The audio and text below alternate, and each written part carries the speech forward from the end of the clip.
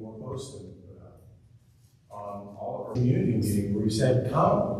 If you want to yell at us, we're here to be yelled at. And if that's where we need to start the conversation, that's where we need to start the conversation. And I have never shied away from a question. I'll tell you if I don't know. I'll tell you when I've messed up. And I've messed up. I've made 1,000 decisions in the last 2 weeks alone coming here. If I had 1,000, I need a promotion. I haven't. We all mess up. We do. And we all hopefully listen to each other and we hear each other and we have a conversation. It isn't just you yelling at me or you telling me. It can start there. I'm actually really comfortable with starting there. But if you're not willing to move beyond that into talking, that's really hard. So Ethan, can you be really specific? Sure. So the finances and the well, then we're well, hold on. Real quick, Amy has a succinct point to make, and then we're going to get to Dan for some very good transparency on finances. So, in my service work, I've learned a lot about white. Hi, I'm Amy Duncan Wagner. My friends call me Amy D.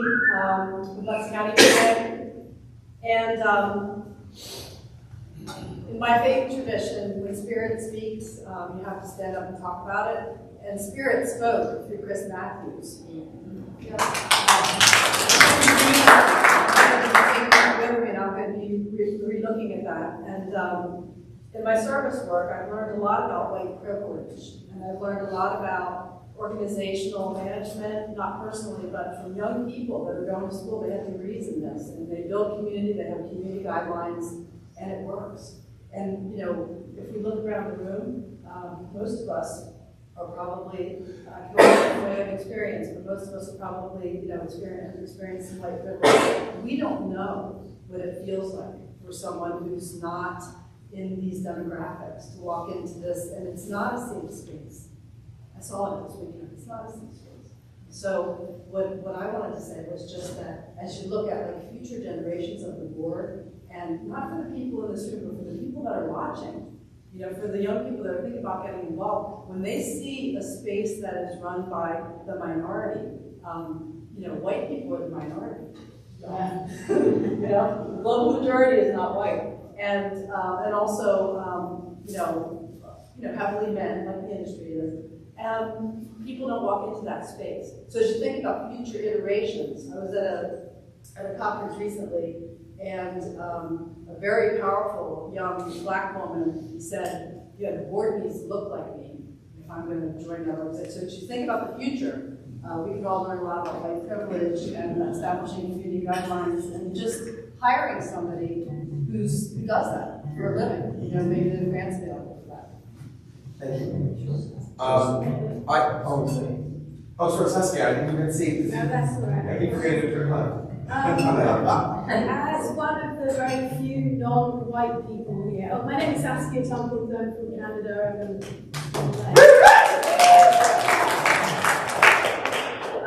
I just a couple of things I just wanted to say is what I've seen that other. I know you're going to talk about peer groups later, but one thing I've seen at other things is Black diaspora peer group, an Indigenous peer group, support networks, as well as various others. And those are so important. So what happened to FMO? FMO has been fantastic, just want to say, Joel, yeah, big heart. Because this year especially, I saw a lot of people that looked more like me. It was so marked compared to 10 years ago when I went there. And I felt seen. And I felt the equity and the support, and it was so important. So that I think is really important. Is there something like a diversity officer who would sit on the board? Also a youth officer. Yes.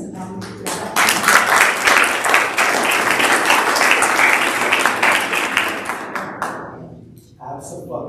Just It's on the agenda.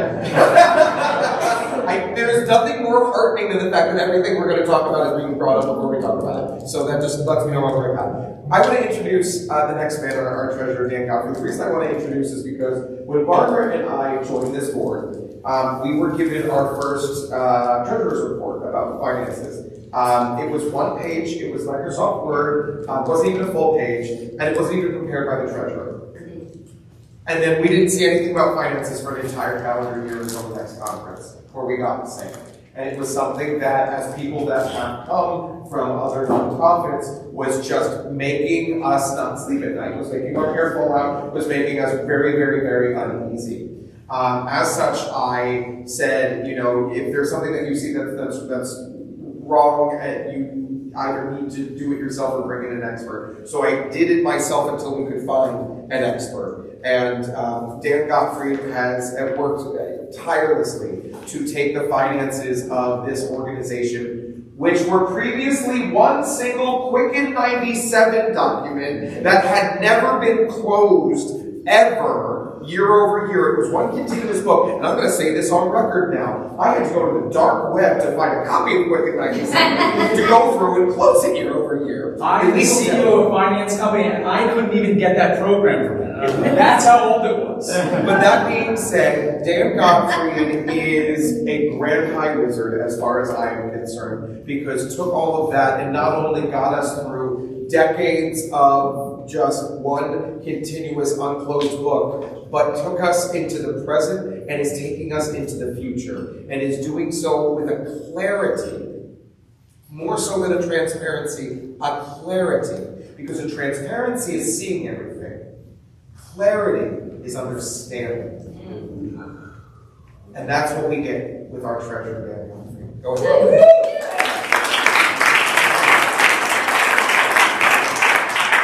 What he said. I'm still getting over the depression of learning I'm going to die, but so, you know, as I'm trying to respond as fully as I think the questions deserve, I want to also try and balance it against not keeping you here for hours, because these answers are very long. So I'm going to start a little basics about financing nonprofits, okay?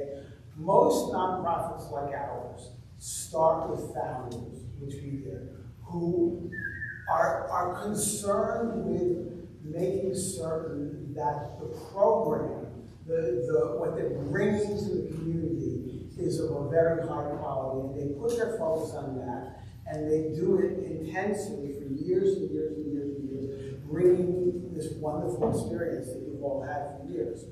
But they don't necessarily have the kind of expertise that makes them great nonprofit managers, which is a whole different kind of thing.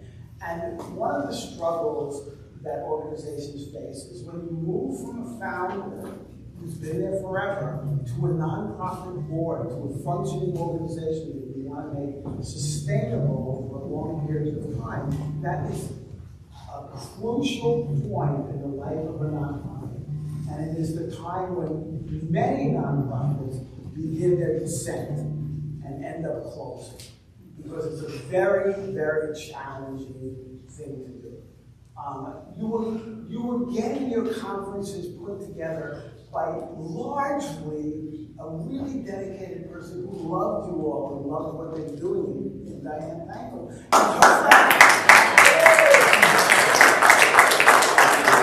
And they made it work, you know? And money wasn't an issue because if they didn't have enough money, they'd just do the work. That's what the beginnings of nonprofits are like. And then you get to this point where the founder has done what they can do and they're passing it along. And when they pass it along, it becomes a nonprofit that has to function on its own 2 feet and becomes sustainable. There are things that change, some things change, and they're hard for people to adjust to, and some things change and actually things get a little better. We're going through both of those things simultaneously, as a lot of nonprofits do. And on the financial basis, it's a particularly large challenge. So when Justin talks about what I brought to the table, let me just say that I am not an accountant. I am not a bookkeeper. I have spent my life keeping books because I was an executive director of a campus conference center that had no idea what they were doing when I came on board. So I'm self-taught. But I do serve as the treasurer of 4 different nonprofit boards, a couple of which are in the multi-million-dollar, level of function. So I kind of have a sense of what I'm doing. I never have a sense, but I have a sense. The things that people are asking about, which I'm going to answer right now, are sometimes difficult to answer for a corporation like this, and I call it a corporation, this, frankly, we're a corporation, but we're a community first. But to answer those questions sometimes involves looking back and potentially embarrassing people who don't deserve to be embarrassed. Remember when I started, how nonprofits function before this transition. So I have been faced, and I might get a little teary up here because this is a hard one for me. I have been faced with betraying the trust, of the people who came before me, who didn't really, finance was not their thing. They did their best and they did a pretty good job, I will say that. But when I start getting asked questions that have to do with nonprofit management and financial management and has NERFA done this and done that and done this, that's a question that answering on behalf of the corporation involves a transparency that I worry will embarrass people that I care about. So that's been one of my struggles. It's not that we don't want to be transparent, it's that most of the troubles, if you want to point your finger at things, predate the current board, right? Like here's some of the things that have been pointed out that are really troublesome. NERFA gives out tons of money to people who are, directly involved in the running of the organization and doesn't report on the 990s. Big deal for a functioning nonprofit organization, for 501c3s. Well, I can tell you that has not occurred in the last 4 or 5 years, but occurred numerous times on a pretty much a yearly basis prior to that. I am not going to, there's no need, as far as I'm concerned, to come forward and say, who were those people and what happened? I'm not going to do it. But I will tell you that now, because there's been a lot of questions about Ethan Baird and our relationship with Tribal Mischief, which I talked at length about last year, but I'm going to talk about for a minute again now, about the transparency of that. All of the income that was collected by both Tribal Mischief and Ethan Scott Baird was reported on our 990s. Period. It is on our 990s. And the confusion that exists out in the community, because a lot of people are confused right now. Some people are convinced they know what's going on, and some people are being convinced by them. But the truth is that we have been unusually transparent. I had an argument with the accountant who actually completes the 990, because I always take the step of turning my books over to someone else, to do the 990, because I want someone checking on me, because no one's perfect. So I turned over to the accountant. I had an argument with them because I wanted to spell out on the 990 the way the money was broken down for one of the years. Okay, I'm sorry. I apologize.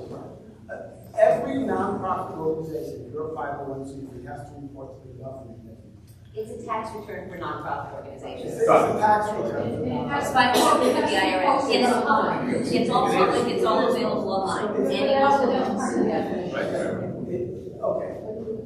It does not have to be posted online, I'm sorry, but it needs to be available for public inspection. Hold on, it is on GuideStar, but there's something, hold on, it's just the legal requirement, it doesn't have to be, but we do it. Right. That's what we're trying to get at, we do it. I'm sorry, that was a little problem. I just want to make sure everyone understands. If I may, for 1 second. This is actually part of the problem. Right.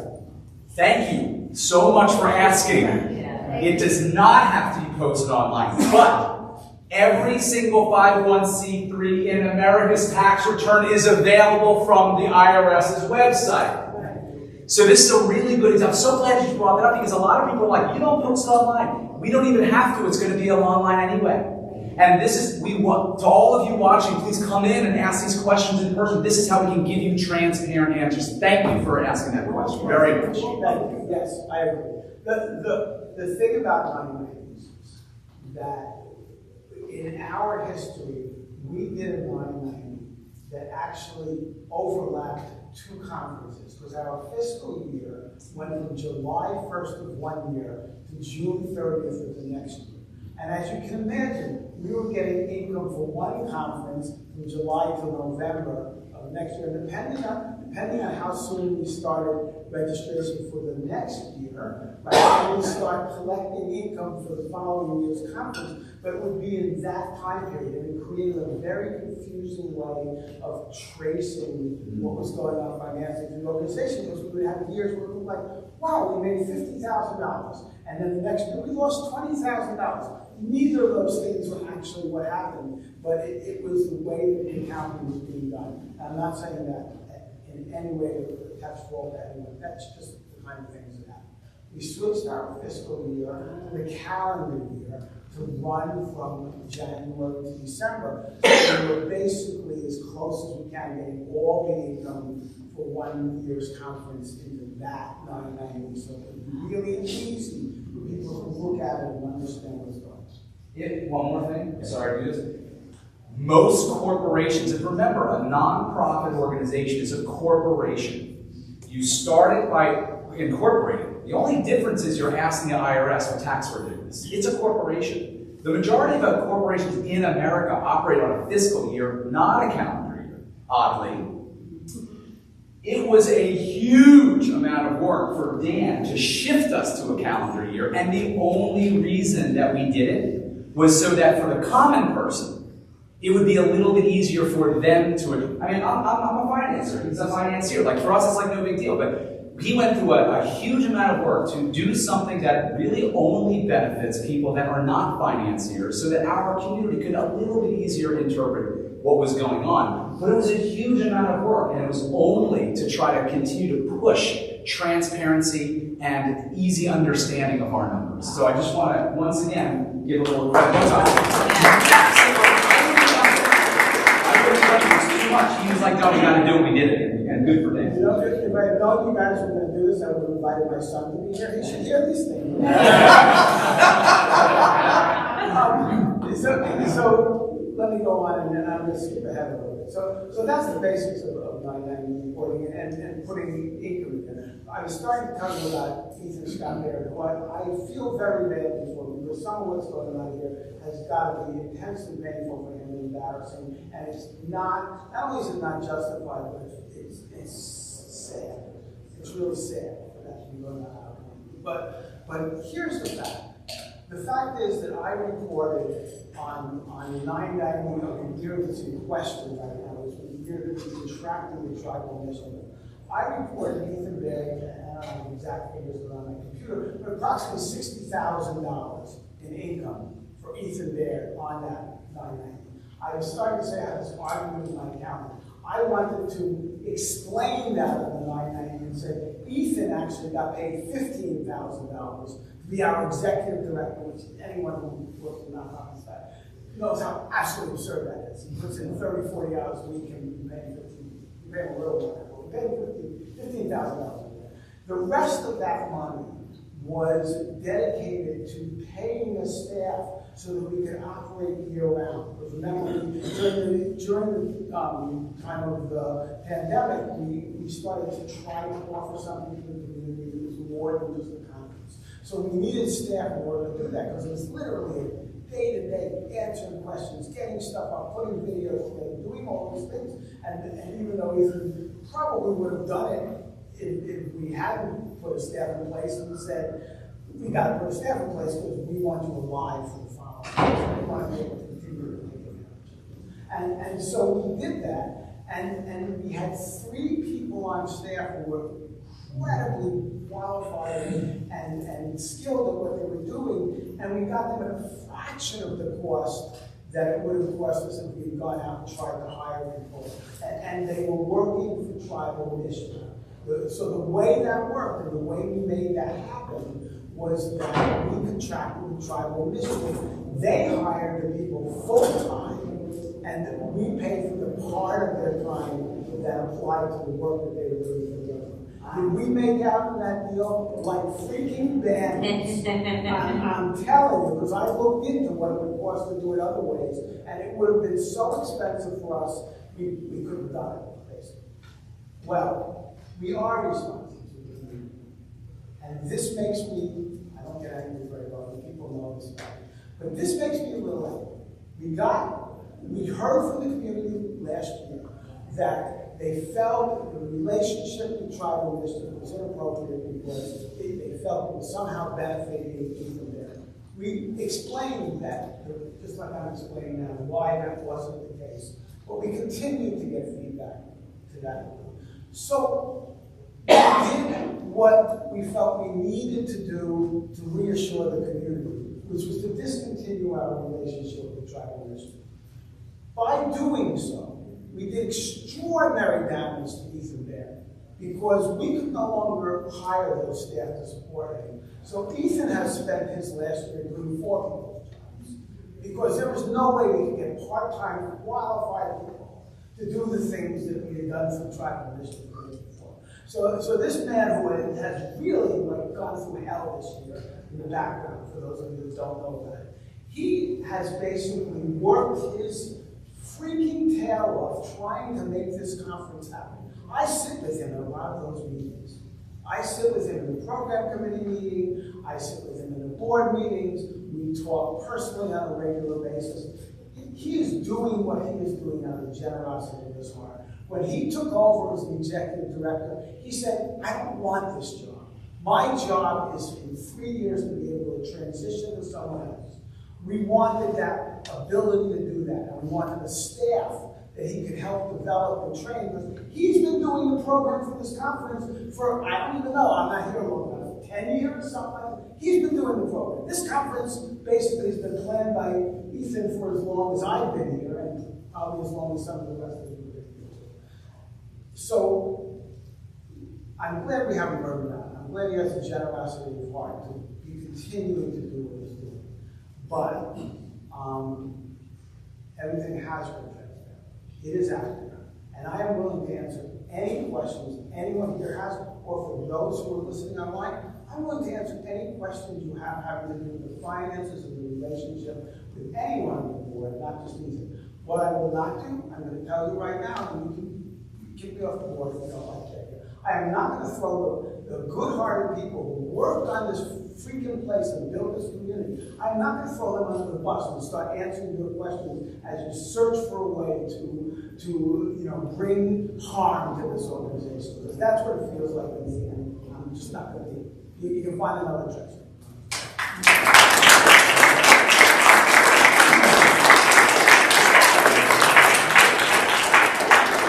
Before we continue in this, I just want to connect 2 dots. The first thing is, we eventually need to find another solution, having lost the opportunity to work with Tribal Mischief. And we had a conversation earlier today about how can we get the cost of this conference down. The cost of the conference is difficult to go down if people aren't asking quality questions and willing to hear quality answers. Because if we were to try to replace the staff that we had at Tribal Mischief, I guarantee the tickets would go up in price. Remember, this is a nonprofit. We don't make any profit. We're just trying to cover our expenses, and it would be terrific if we could figure out a way for everybody to really engage in this transparency, because we lost a great resource. And mind you, the reason we lost it is because the board decided it wasn't worth that money, because we had people that didn't understand. And I don't criticize anybody for not understanding. I criticize people for not asking good questions and not engaging in good quality conversation. So this is a financial challenge that we have for the next year. And the other thing is, I have been in the finance world for 25 years. 20% of the work that my firm does is pro bono. And every single nonprofit that I come across at some point reaches a point where they need to have more robust controls. And we always find good people with great intentions that were operating small organizations, didn't necessarily know all the nuances of the rules, and did great things, but maybe now they sort of have to fix those things in hindsight. And I really want to emphasize what Dan said, that there were some great people doing great things on a small scale. Maybe not, I mean, to be honest, how many people in this room have operated on with a DBA, doing business as, maybe you're accepting checks for your business, but it's not a registered DBA. Is anybody in this room doing this or have done this? Okay, that's an example. I worked with 17 people this conference, 17 people mentoring on finance, and at least half of them were using the DBA without a registered DBA. That's not legal. But there's no malintent, they just didn't know. And it's like a $25 fee to help them do that. DBA, doing business as. Doing business as. It's basically like if you want to operate a business without an actual business, you're allowed to operate under a fake name business. The point here is that there were great people that were operating this organization when it was smaller. And there is no reason to implicate them on not knowing the rules because it was small. But now we have to follow all the rules, and that's what we've been doing. So Tara has something. Yeah, Tara, then Dan, and then we're going to have to move on. We are losing people because we are running over time, and we want to thank everybody for giving their time to us today. Go ahead, Tara. Just two quick things to hopefully add some confidence to Tara Shannon. Board member. I'm a treasurer on other boards, and I have a history. My skill set is sustainability through transition and growth. So I came into this environment, I know nobody. I don't know the factors, I'm new to this environment, I ask questions, and I'm poking at things to see, what's going on. And what I can tell you is, what I've experienced so far is every question I've asked comes with a quick and transparent answer. It makes sense, I'm given the history, and so it's inspired my own confidence being part of this board and not having the whole story that comes with it. I feel I have a tremendous amount of confidence. The only reason I'm on the board is because of the leadership that I saw in Ethan. And I don't know Ethan personally. We weren't friends, we don't have history together. That's what I was drawn to. And the second thing I just wanted to add is we are songwriters. We understand the power of words. And so in the communication, to expand on what Matt's saying, it's our responsibility when the words come out of our mouth that we fact check ourselves, and if we're in conversation with other people, that we inspire that amongst ourselves to just double check and ask questions of the people who have the answers to continue in the spirit of transparency. Yes. A couple of other things, now that I finished the passionate part of my presentation, a couple of other things I just want to make sure you do. So someone brought up the issue of affordability. Affordability. I'm sorry, I get softer when so someone brought up the issue of affordability. In reality, I have looked at the figures. If you look at it, even any reasonable measure of inflation, we are no more expensive now than we were in 2019, which is kind of a period looking back at people and looking back. What has happened is that some things have gotten a lot more expensive. One of the things that's gotten a lot more expensive is trying to do meals at a hotel. Yes. And one of the complaints, and we share that feeling, one of the complaints that we have heard and the desire is to have community meals again. And we are trying to look at a way that we can do that will not make this conference a two-tier conference where people of means can have a nice meal with each other and people don't have means yet. So let me just talk about the logistics of this. People said before about young people affording to come. As far as I know, as far back in the records as I know, we have given out more scholarship money this year than at any time in the history of government. Yeah. A huge amount of money, like not $10 scholarships. All of our scholarships were either half scholarship or full scholarship. And we're talking, I think it's somewhere around 100 people. I don't have the figures in front of me. Dan is being too modest. Dan is being too modest, and I'm calling you out on this. We gave out more scholarships this year than we can see that cumulatively NERFA has given out in its history based on the records that we have. In this one year, in this one conference that we all are coexisting in, NERFA gave out more scholarships than we have cumulatively of all the other years combined based on the records we have. That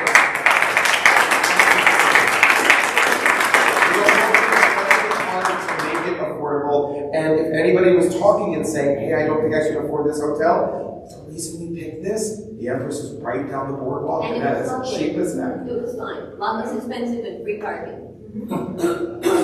Maybe we should entertain some questions and then I'll continue with people. I just wanted to say I'm Nico Patton, I'm a singer-songwriter, and I was one of those scholarship recipients, and it was incredibly meaningful for me. And then between rooming with Charles and then sharing a showcase room with two other people, I was able to come here, I was able to afford it, and I was able to also present myself and other musicians who I wanted to give opportunities to. So between the scholarship and between a person mentoring and inviting me in, it was able to be more workable for me. So I'm very grateful for that scholarship. So thank you. Scott, Carrie, Rutherford. Scott. Okay, so I just want to add on two things. One, Same name, Scott. I'm Scott Wilson, I'm an alcoholic.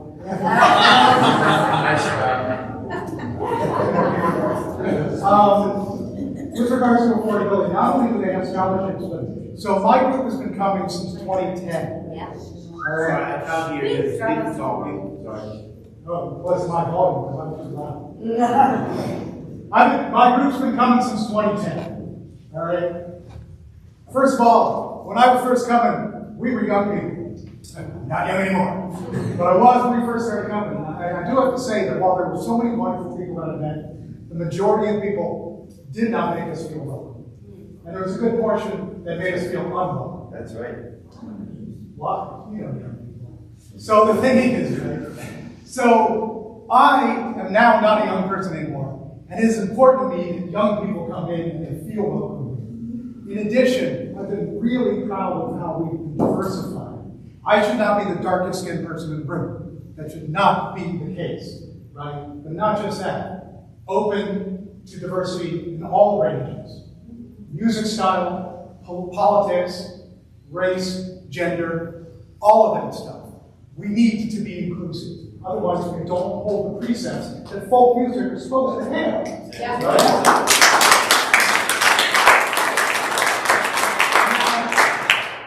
As a group, it was also prohibitively expensive for us. One of the new things that they did now is there's a cap on groups to come, which means that you pay for a certain number of members and then beyond that. In addition, we have always, because we're about community as well, volunteered at the NERFA conference. And I'm always disheartened by how many people complain about the cost and don't offer up to help. Because that's a win-win. Right? Help the community, especially because a lot of what the volunteers do here is help the new people that are here to understand how to navigate this place where they may not feel welcome. Right? This is extremely important. And the last thing, and the thing that probably anybody that knows me sticks in my craw further than anything else, is when people talk about the communal meals. All right? I may not know, I tend to be outspoken. I was not happy with the meals because none of the food could I eat.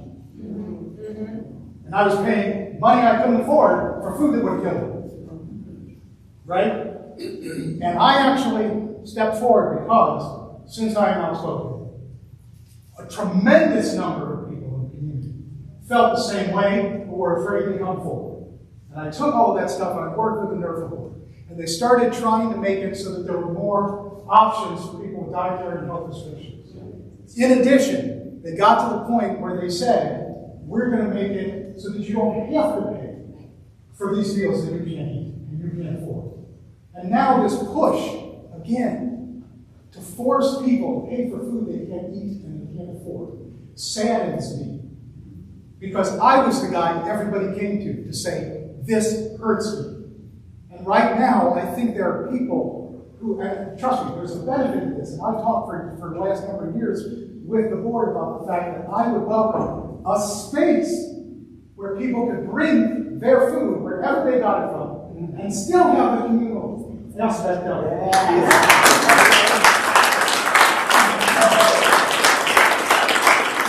have to get beyond this point where the only validity is what I want, right? I want younger people here. I want people of color. I want people of different persuasions here. Not because it benefits me personally, but because it benefits the community. And we have to think about other people's point of view. Otherwise, everything comes out as just me, and selfish, right? So we've got to look at it for the whole community, not just the people who are brave enough to say it out loud, because there's so many people who are afraid to step up and say stuff. I didn't even want to talk, and this is what I did. So imagine these people who feel that they cannot speak, and they look at everybody else, and they look at them saying, I want to make this a place where you're less welcome, where you can afford it less, and you're going to be maybe sick while you're there. And that's their point of view, right? We need to be inclusive, and that means having in our mindset that there are people who aren't like us, and they have needs that we don't have. And when you support them, you are supporting yourself by that space. All right, sorry.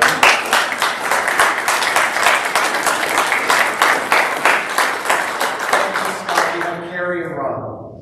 Well, first of all, I really appreciate who you are. I'm Carrie Estrin, and I do career consulting and artist management and music radio promotion. I'm also the founder of the Surfer Region, which took me years to found conversation and well-being of conversation. And Anita, I always fought for our mission statement, which is not my idea, but everyone in our surfer community that I spoke with who repeated the same things over and over again. And I try to stay true to that mission statement for the 15 years I was involved and as 6-time conference director. So first of all, thank you to all of you because I know your pain and I've been there. And I sat with Ethan yesterday for a few minutes because I really enjoyed Ethan. But I feel like, you know, I've had people that I'm close to talk about everything that you're talking about. And I'm like saying, stop talking to everyone about it. Let's do something else. And so I have a couple of suggestions because there's so much good. I'm so glad I'm with Wanda, and I'm so glad you stayed for the meeting because AGM is so important. And I'm hearing lots of wonderful things, but there's two things that I'd like to suggest, and I'm happy you started off when you said about young people and going out to colleges and flying. And I wanted to take that forward because what you're talking about is outreach. Yes. And there's two places that I think that could benefit and try to diffuse some of these situations. One of them is a different look at communication and outreach. And this is the thing, like, and no disrespect, but you're all of them being very self-congratulatory. You've done more scholarships. You know what? I'm excited about that. But here's the problem. People out there don't know this one. Okay, so there's a couple of things, and you know, when I was talking with Ethan yesterday, and you know, we're pals and it's all good. And I respect the job that you have because it's a tough one. But people not knowing the things that we're talking about here, it's a different kind of communication. So Ethan's glad that we're having these community meetings every week.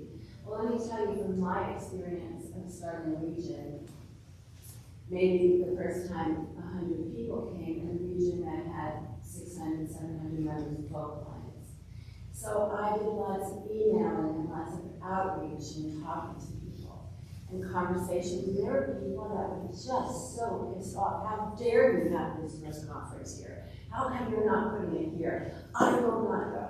You know, and I had people do all kinds of things, accuse me of things like, you're just doing this. But, you know, I have this and I have to try to diffuse and talk.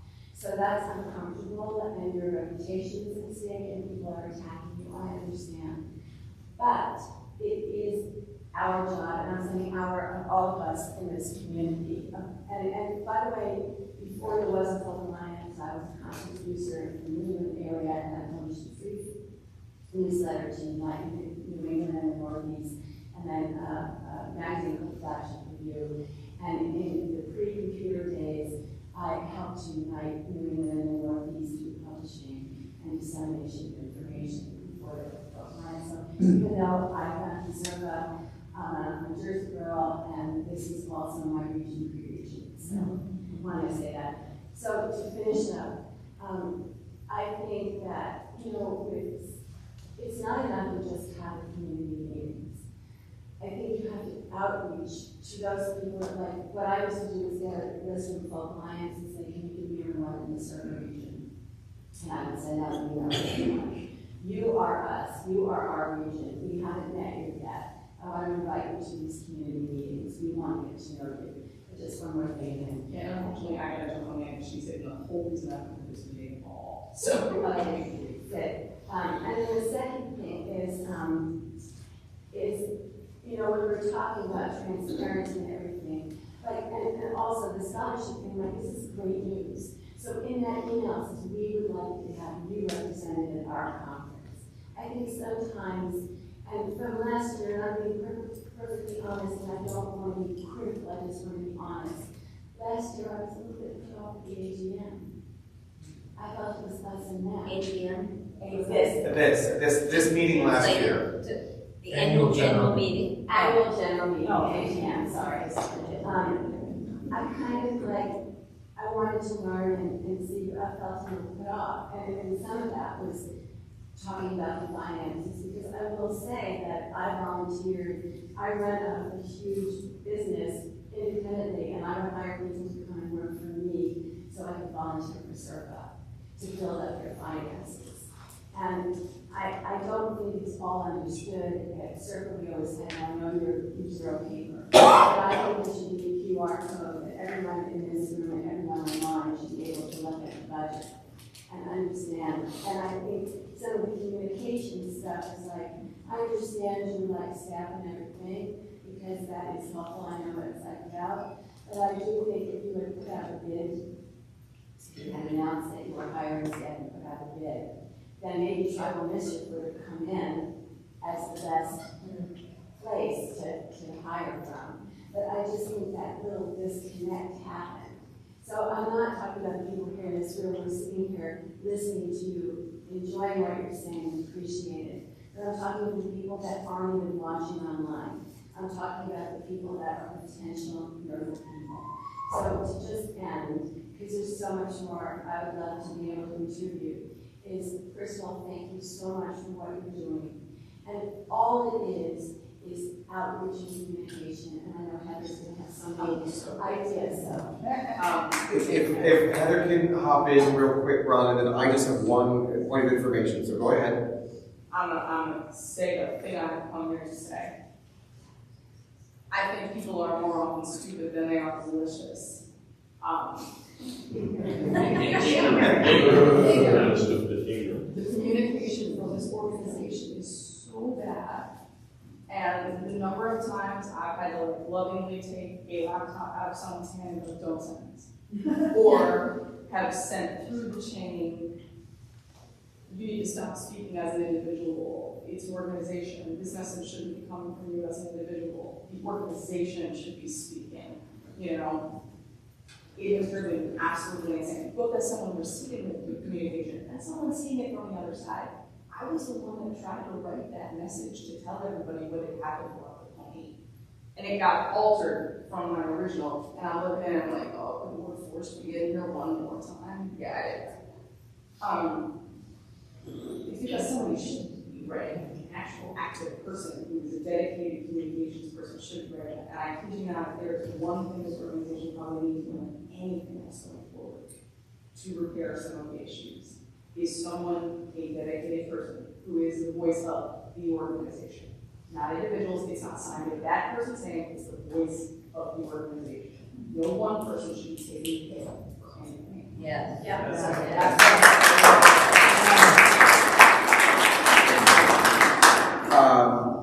Just real quick point of information, we did do an RFP that landed us at Tribal Mischief, so that did happen in that regard 2 years ago, or whatever that was.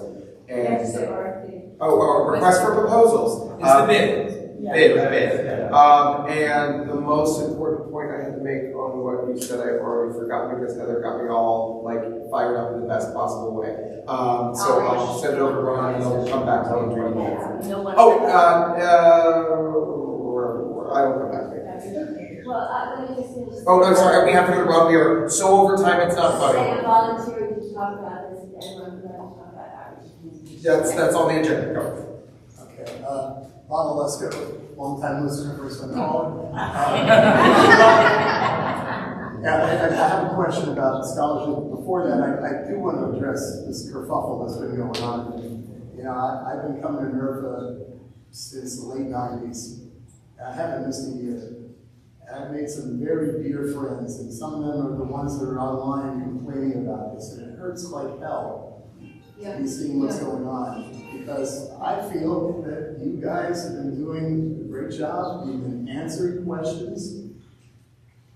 And for everybody out there who's afraid to come to a community meeting or a Zoom meeting or whatever, come to the conference, I'm just reminded something of my late father used to say, you know, shit or get off the pot. You know? You gotta be part of it. You gotta speak up. You can't be afraid. We've all got your backs. You know, that nobody's gonna not hire you because you said something at a Zoom meeting. So don't be afraid, you know, be part of it. You know, it's been laid out how you should become a candidate for the board. The fact that we haven't had people following that, you know, just let the board sit down. I think they're doing a good job. But, you know, if you can step up. No one has done it in over 8 years. Just let that sink in. No one has put themselves forward for the board in over 8 years. Which, I hate that. I come from a world in nonprofits where a slate is supposed to be however many seats you have plus 2. And there is a vote every year, and there is always a door that's open and a seat at the table to receive more people. Now, I see that we have some hands that are up. We have to move forward. I did have a question about the scholarships. Sorry, I went into a little speech there, but you mentioned the scholarships, but I remember in the old days, there used to be discounts given to venues and DJs. And that, I think, helped bring in more venues. I know one of the complaints are there's so fewer venues as 6 DJs here this year. When we used to have 14, we were running out of space with 12 DJs. That's interesting.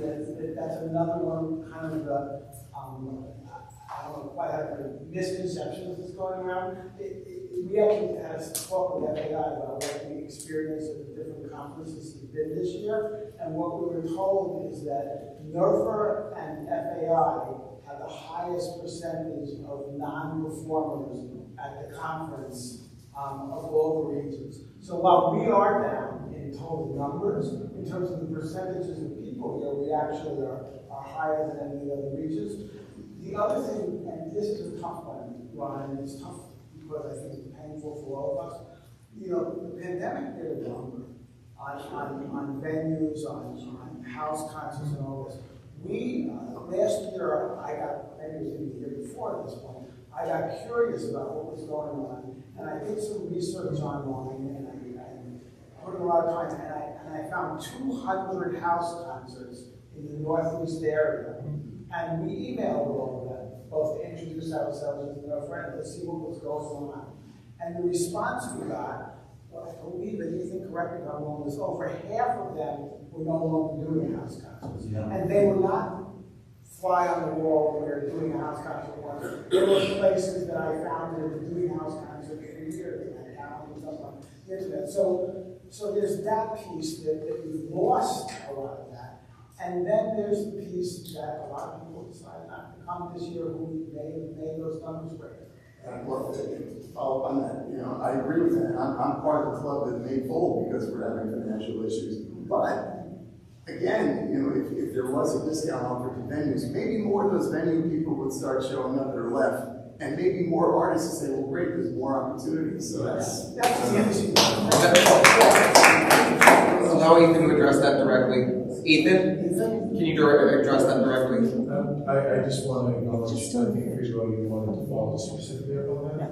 Well, yeah, I mean, I totally agree with Ron. I'm Freebo. Los Angeles, I've come a long way for this. I've been coming a long way for this. I think I can call almost everybody here an acquaintance, and many of you really good friends. And it's great to be part of this organization. 55 years ago, high on acid, I made a decision to be a musician. I decided what I need to do is what I did best. And what I need is food, clothing, and shelter. It's all I need to do what I love to do. I've been able to do that for 55 years. One of the reasons why I came here first was for the opportunity to be able to showcase what I do and to be able to get work to make money for my food, clothing, and shelter. Speaking of what Ron does, it's about opportunity. This is an organization, it's like a business. Every business makes money because it's attractive to the buyers. So the buyers are us, musicians. That's the elephant in the room that hasn't been addressed. This is not about racism or it's about the music. So how do we come in, make better music, have opportunities to get on the radio, to get in front of people? Wouldn't it be nice if in NERFA and Attraction, hello, we're having a conference. We'd like you to come, you musicians, you can showcase. Here's the people who are going to be here. Here's a list of 40 house concert people. The guy from the Newport Folk Festival is going to be here. You have a chance to be in front of him or her. You have an opportunity. I go, oh, that might be worth my $1,000. Costs us $1,000 to come to every one of these festivals. So you talk about expense. What's it worth to me? If I'm going to spend $1,000 and just say hello to everybody and say hello to all my friends and not have an opportunity to get gigs to make money so I can continue doing what I do to make the music that keeps this thing going. It's about the music. I get it, and I've got great respect for the board. I love what you guys are doing. I love the transparency. I understand what happened from the past. Forgiveness, this is great. You know, it's back on track financially. And how do we attract more of us to come here? Because that generates money. So if you pay for a room and the conference price of admission to the guy from Newport and say, hey, come here, all expenses paid. But we can't do that because we don't have enough money.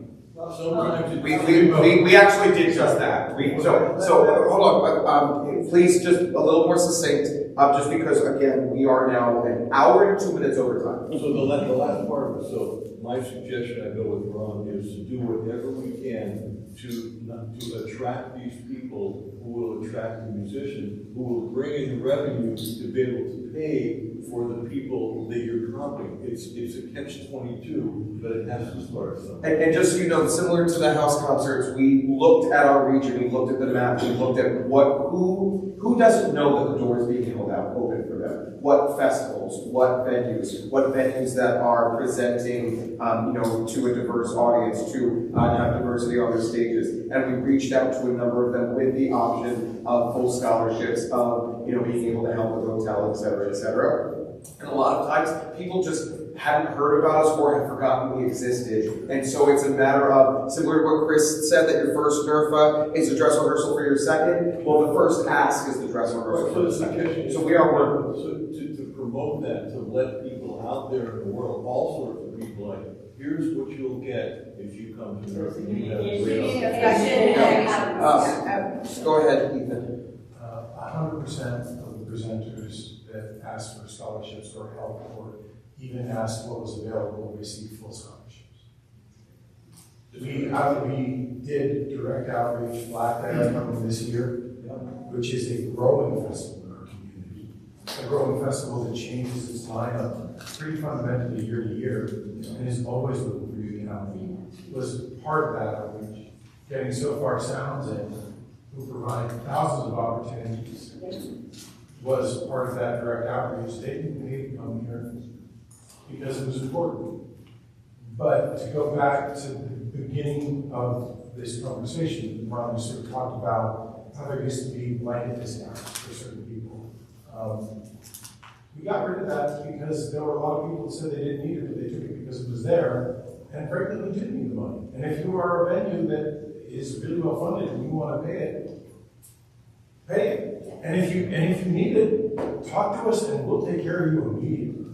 On the phone, immediately. And we've been consistent, and we can do better. I agree with you. Your communication, we can do better.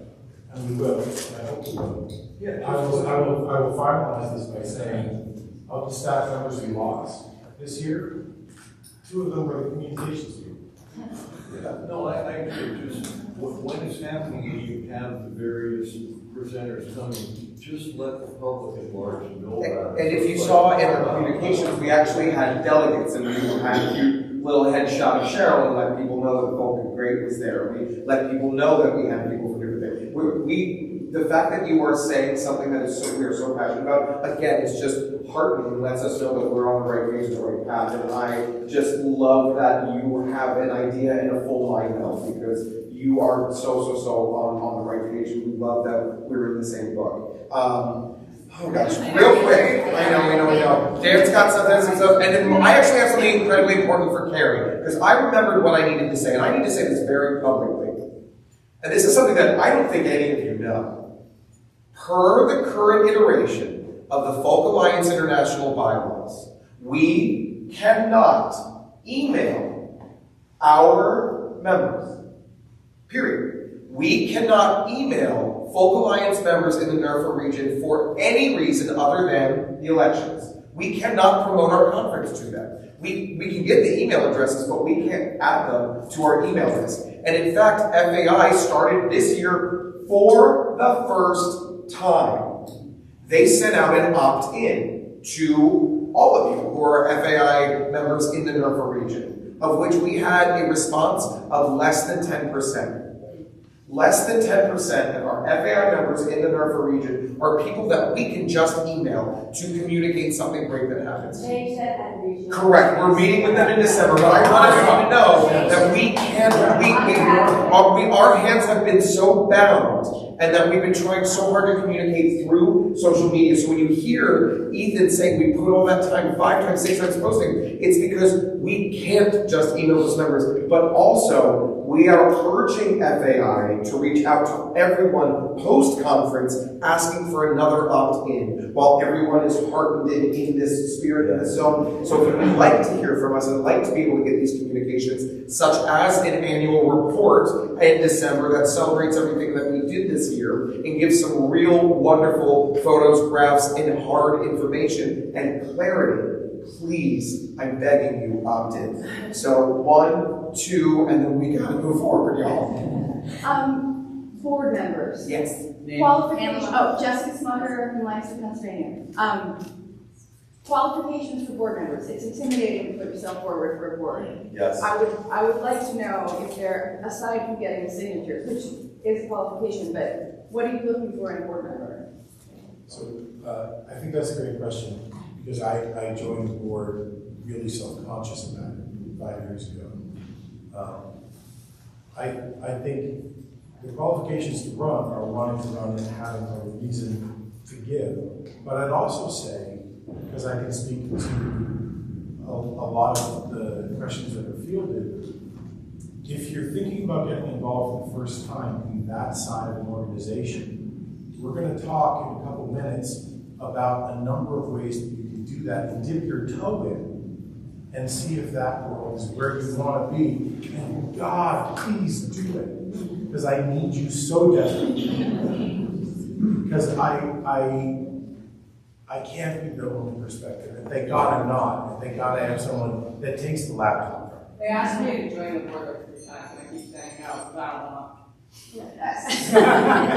But specifically, Jessica, but I'll do this. To answer your question, we did a needs assessment as the board board. We looked at, and the governance committee, which Dan Godfrey, Peter Shafford, and Sarah Porter, who was a member of this board but left because she decided to roll her sleeves up and tour manage her incredible artists going all over Canada this summer. But we miss her dearly every day. They created this needs assessment where we all assessed where are we strong, and we were able to put those over each other, hold them up to the light, and see where the big gaps were. And in talking, that's where we identified why Lisa and Tracy are going to be such incredible additions to the board. First and foremost, we have no active, performers on here other than Tara, and that's for a performing arts organization is not okay. And so having Tracy, who not only wears that hat, but has so many hats enough to open up a hat store, we are just so excited to have you here and be able to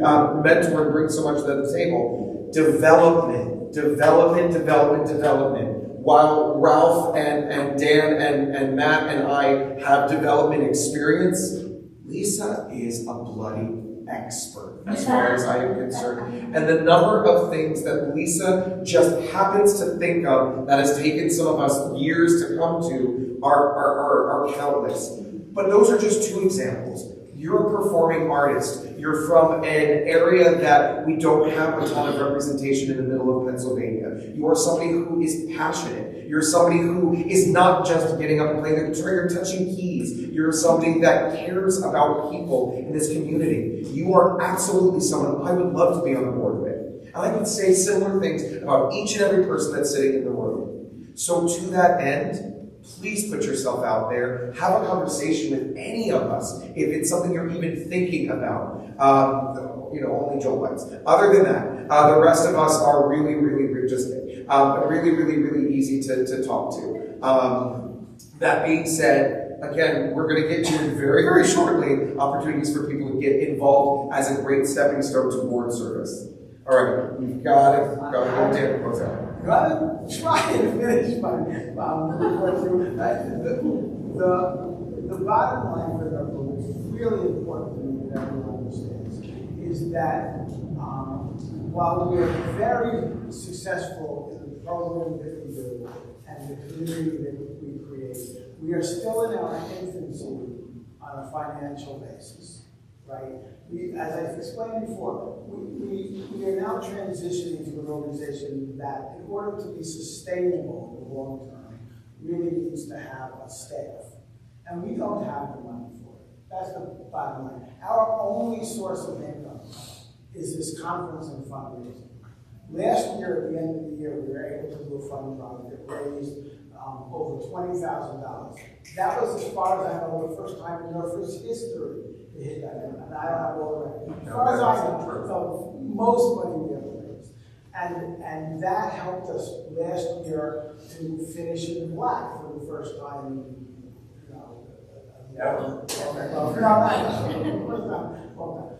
So all the things you're talking about, and here's what I take off my social worker therapist hat and governance person and put on my money person hat, and I say to you, the answer to most of your questions is we need to be funded. We need to have freaking money, because while money doesn't solve all problems, a lot of the things that you're talking about are things that we need staff to do. Now, I know that one of the things that's going to come up is volunteers can do things too. And while that is true, sustainable organizations that rely on volunteers run into exactly the wall we ran into, which is that at some point, you have to make this transition if you want to have an organization that 30 years in the future is going to be viable and doing well.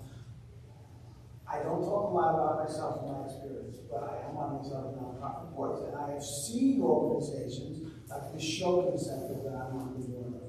We went from raising approximately $60,000 a year, which sounds like, God, I did anything for $60,000 a year for NERFA. But for us, it was a very small piece of our budget. We went from that before the pandemic to raising $1.4 million this year. And the way we did it was to engage with the community and to open up our doors and pull in people, all the things that people are saying here, in a way that was inspiring to people. And when people are inspired and they have money and they give it to you, it's a wonderful thing for organizations. We need your support. We are going to have a fundraising campaign before the end of this year. We will not finish in the black if we don't have a fundraiser. It just ain't possible. You think the fees are high now? If we raise the fees to the level that would actually support the organization, you would be starved. We have to raise some money. And it's not because we're spending more money, just to be clear, we're spending less money this year by a long shot than we spent last year, and we're spending even less money this year than we used to spend when we had volunteers running the organization, because they pay some people in the organization to do it. So it's not an issue of, oh, we can cut our spending, we can make this work. If you want a sustainable organization, you have to support it. Okay, Dan, I have to Hold on, Barbara's gonna go first. Hold on. Could you please tell people how they can make a financial donation if they want to through Yes. our website? And also, if anybody knows of anybody that we should reach out to who might want to be a sponsor, that would be a direction that we could be going to as well. I like this, Charlotte. following up, not to be the woman of doom, following up on the fact that we're all going to die. A couple of years ago, I put NERFA in my will.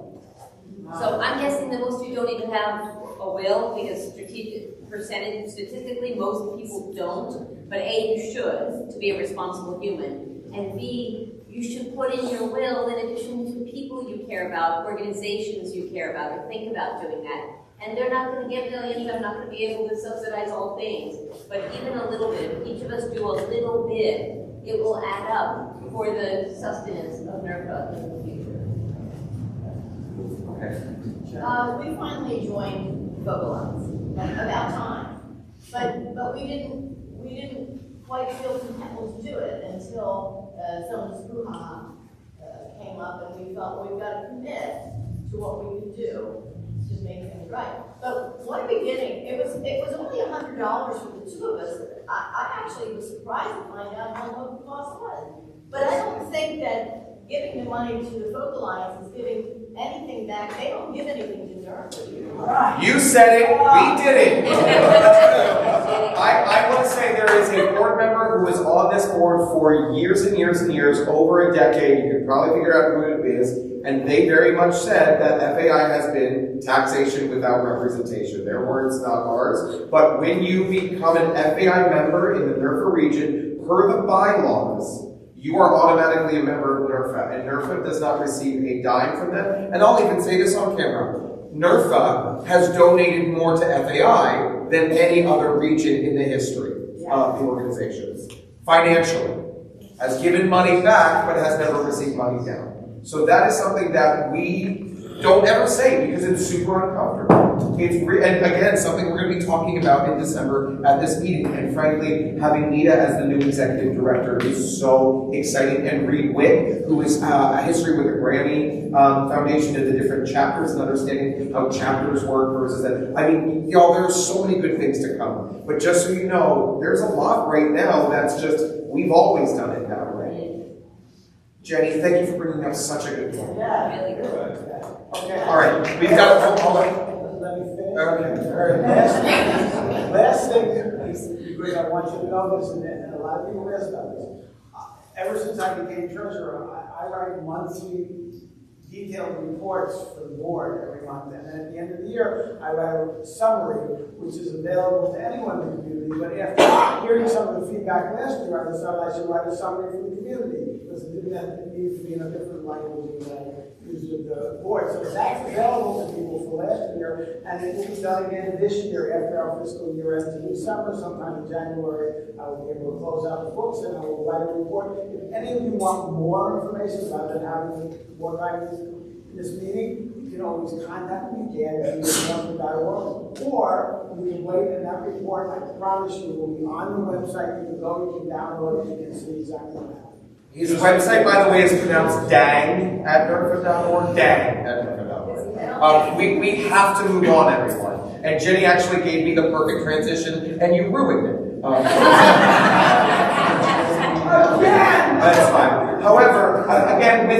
bylaws. Currently, the way that the bylaws say is that the membership of NERFA, nobody that financially supports NERFA, are all of the members of Focal Line to act differently. Those of us in the LGBTQIA Two-Spirit community, we know it well. We have to act differently when we're in different spaces. We had a wonderful peer affinity group of amazing queer folk, and one of the things that people were asking for is creating maps of safe spaces and safe venues, maps where, we're hearing from performers in our community, where female identified performers say, I love being there because I feel valued. The sound engineers, will listen to me and won't discount what I have to say because I'm a woman. This is a queer-led venue. This is a festival that has people of color that are on their production team.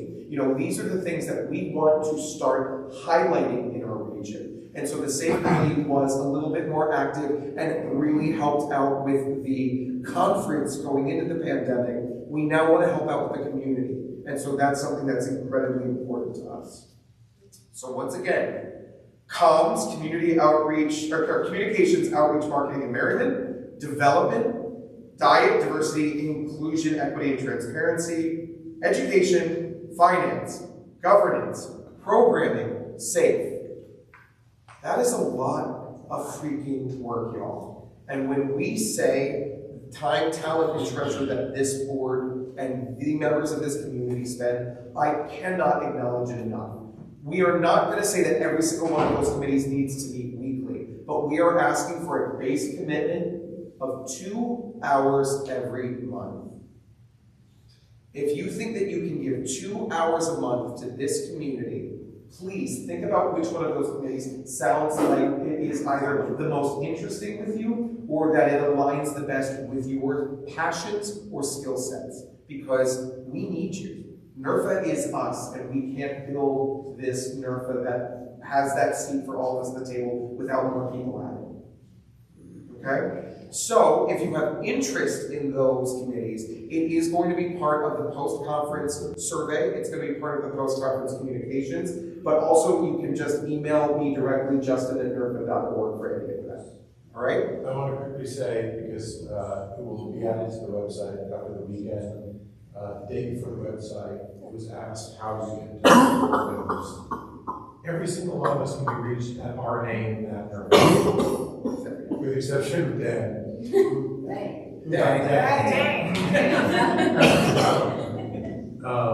all on the website? Yeah. So the emails were not directly tied to people's spaces. It was suggested the day before the conference that happened.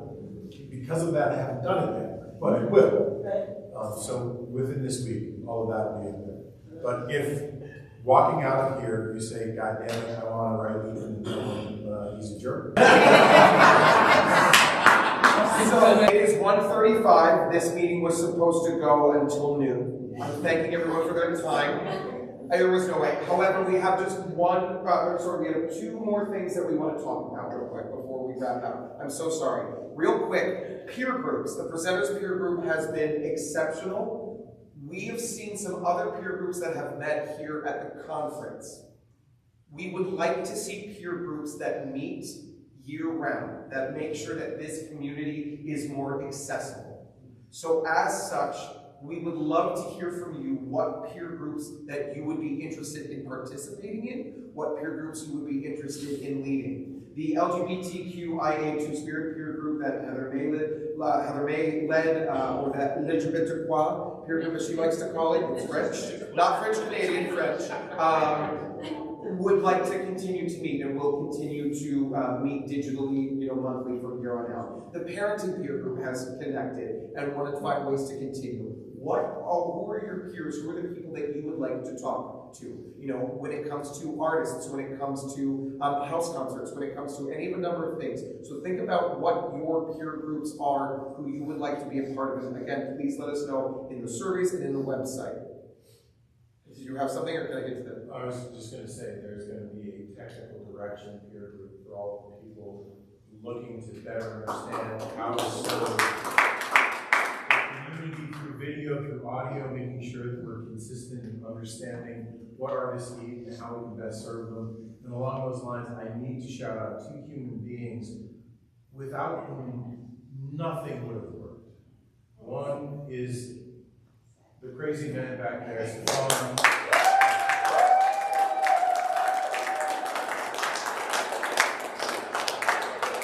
The quality of video that you are going to see after this conference of what happened at this conference could not have plausibly occurred without him donating hundreds of hours of his time and hundreds of thousands of dollars of his equipment for free.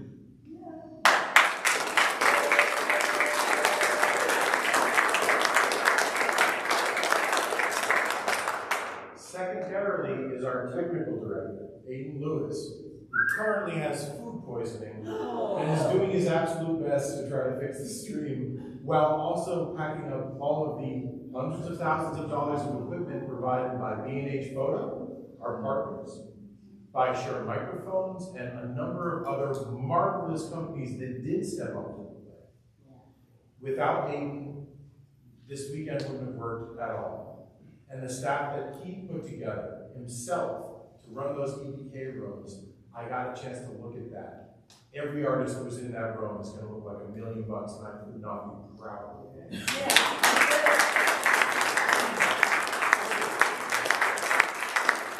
If you want to learn more about what we're doing, why we're doing, and how we're doing, that peer group is going to start meeting in the next month and talking about and facilitating that growth. If you are that haberdashery owner where you need one more hat to wear, you want to, that's it. So what I am going to do is completely out of order. So we're actually going to talk about next year's conference, and then I'm going to allow anyone that needs to leave or wants to leave to just get the heck out of here. And then also ask anyone that wants to hang back and talk about this year's conference and give us any particular feedback or suggestions that they feel like they need to do right now so they don't forget and don't want to wait until the surveys or the feedback availability to be able to do so. Okay, so next year, NERFA 2024.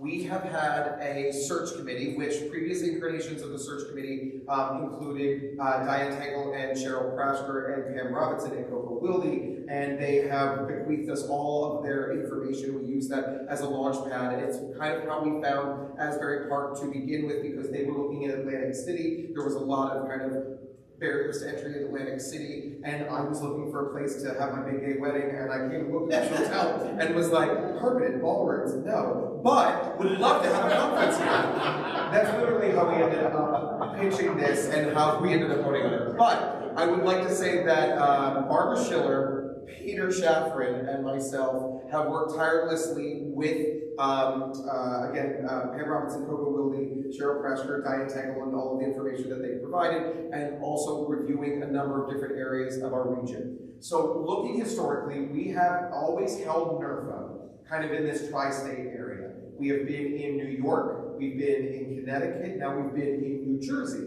which, are all kind of connected. And so what I would actually like to do, what was that? And Pennsylvania. So we've always kind of been, okay, we'll say square the triangle. So as such, what we wanted to do was to have a very open conversation and say, we have been looking further north. We have been looking further south.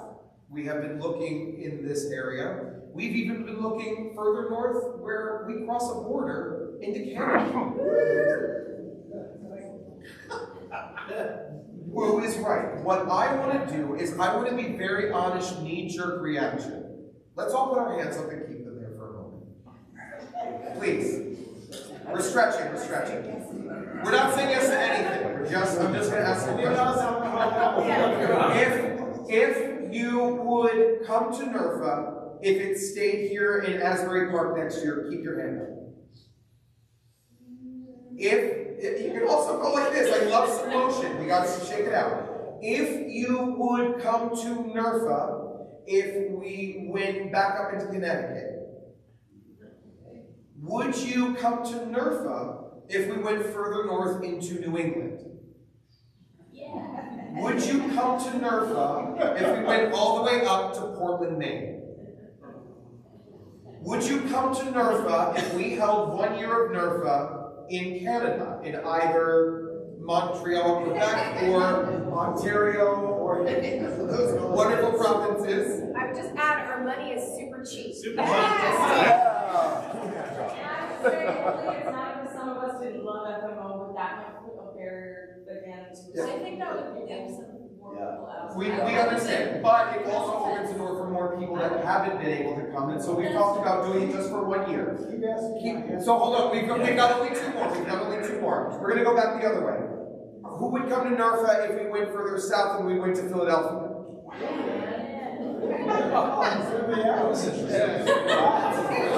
And who would come to NERFA if we went even further south and went to Baltimore, Maryland? I will teach you how to pick crabs.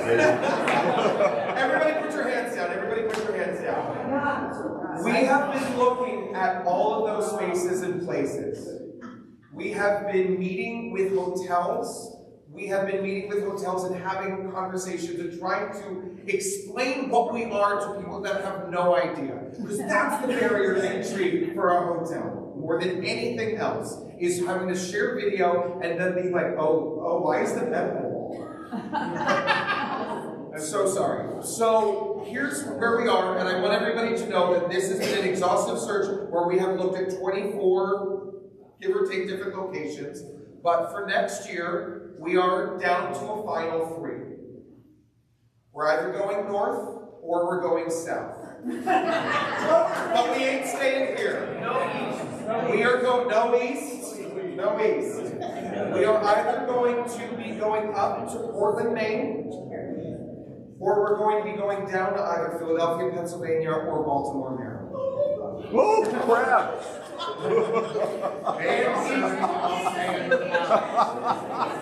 And in doing so, what we are looking to do is something that NERFA hasn't done.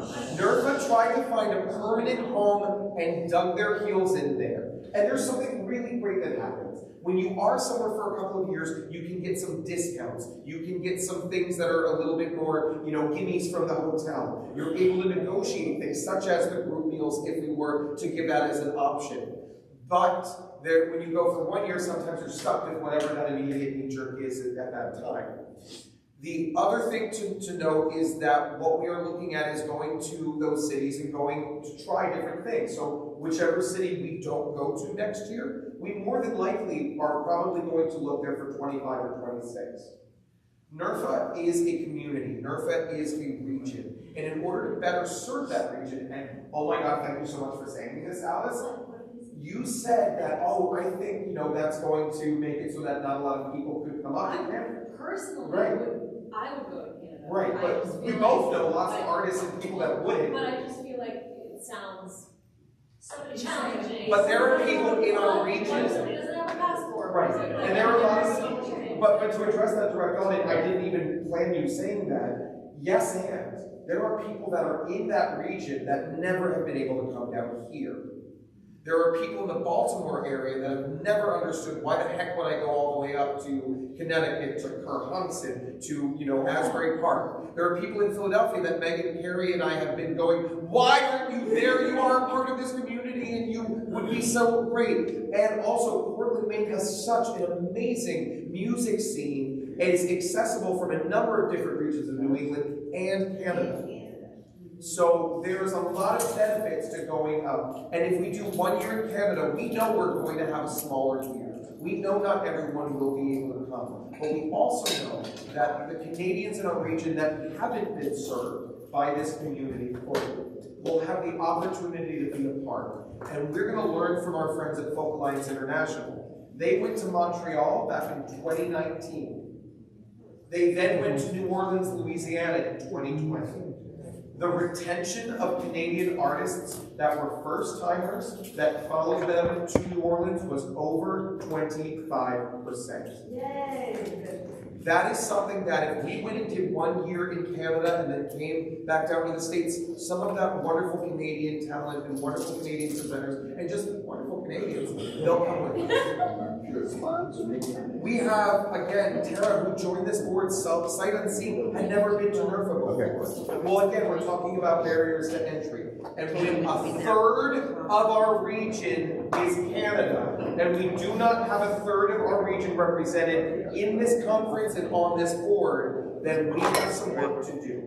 So I invite you to know that there are going to be some bigger conversations to have, but NERFA, we are mobile, and we are going to be moving throughout the community. Next year, maybe Carrie's house. Thanks for volunteering. And the meals are on her. But that being said, we would like to thank everybody for coming to the AGM. We would like to thank everybody for being a part of this conversation. We don't ever want to talk at you. We want to talk with you. We want to hear you. And as such, we still want to hear you. If you gotta go, you gotta go. But if there's something you want to tell us about this conference that you need to tell us right now, we can't wait till the survey, please feel free to come and see us.